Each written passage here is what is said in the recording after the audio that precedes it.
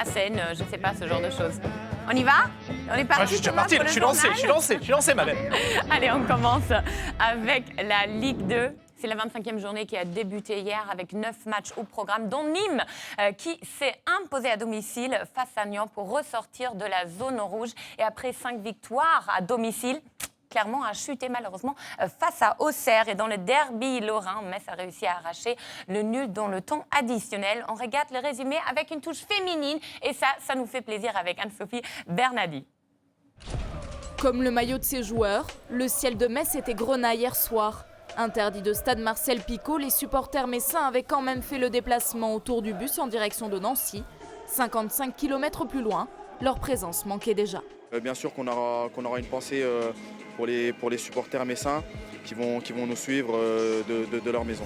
De leur canapé, les Messins ont probablement bondi dès la 21e minute avec l'ouverture du score de Maurice Dallet.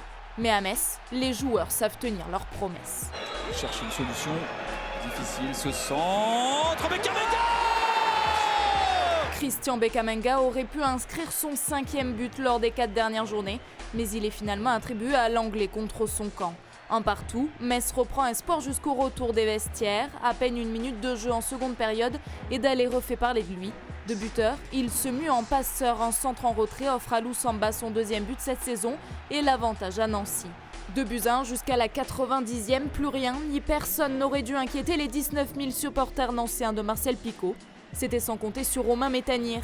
Sur une passe d'Enbakoto, l'arrière égalise de partout sur le fil. Metz ramène à ses supporters le point du nul. Aucun gagnant dans ce match. Toujours 55 km et toujours 5 points au classement, séparent les deux villes. On n'a pas réussi à grappiller suffisamment de points à l'extérieur pour se permettre de faire un faux pas ici. Donc non, devant notre public, on se doit de prendre les 3 points et rien d'autre. À Clermont, on n'a pas l'habitude de décevoir les supporters. 5 victoires à domicile d'affilée. Et pourtant, c'est Auxerre qui marque le premier but à la 65e minute. Et quel but! Sans contrôle, pleine lucarne, l'ancien Bastier Adam Abba ouvre le score. Le match est enfin lancé. 8 minutes plus tard, les joueurs de Corindiac régalisent. C'est pas fini, les passements de jambes avec la frappe! Oh là là là là! Farid Boulaya! Quelle égalisation! Au bout du suspense, à 5 minutes du coup de sifflet final, Auxerre repasse devant. Seul changement auxerrois dans ce match, Grégory Bertillet scelle le score. Clermont met fin à sa série à domicile et enchaîne un 3e match sans victoire. Auxerre se rapproche à 5 points du podium. On a tout fait pour recoller, donc maintenant c'est le but d'aller croire à cette montée.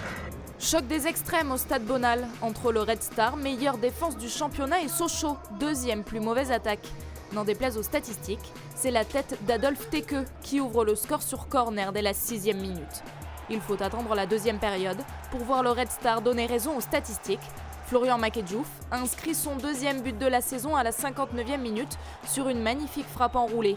Avant Ngamoukol, meilleur buteur francilien en toute fin de match. Un succès qui ne permet pas encore au Red Star de monter sur le podium, mais le rapproche à 1 point de Metz et fait le bonheur de ses supporters. À Nîmes, les fans reviennent en nombre aux Costières. Grâce à un but d'Anthony Koura à la 63e minute contre Niort, les crocodiles ressortent de la zone rouge. Ils sont désormais 17e.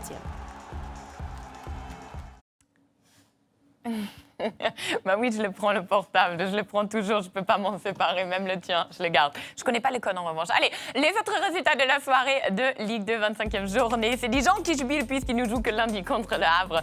Brest s'est imposé grâce au but d'Alexandre Alphonse et Youssef Adnan. Lens l'emporte avec lui les 3 points grâce au but de Willem Cyprien. Côté Evian, c'était Dylan Saint-Louis qui a mené son équipe vers la victoire. Dans les classements, on regarde ça. Lens a fait un beau saut sur la 5e place. Le Havre nous joue que lundi contre Dijon, donc ça va encore bouger. Et Brest a quitté la 11e pour la 9e place. Evian aussi monte de place. Et Nîmes, est à nouveau sur la 17e place avec 24 points, à 1 point donc du premier relégable Créteil. On saute. Ah oui, sur la 5e place. Bah oui, on saute saute sur la 5e place. Mais ils sautent très haut, les joueurs de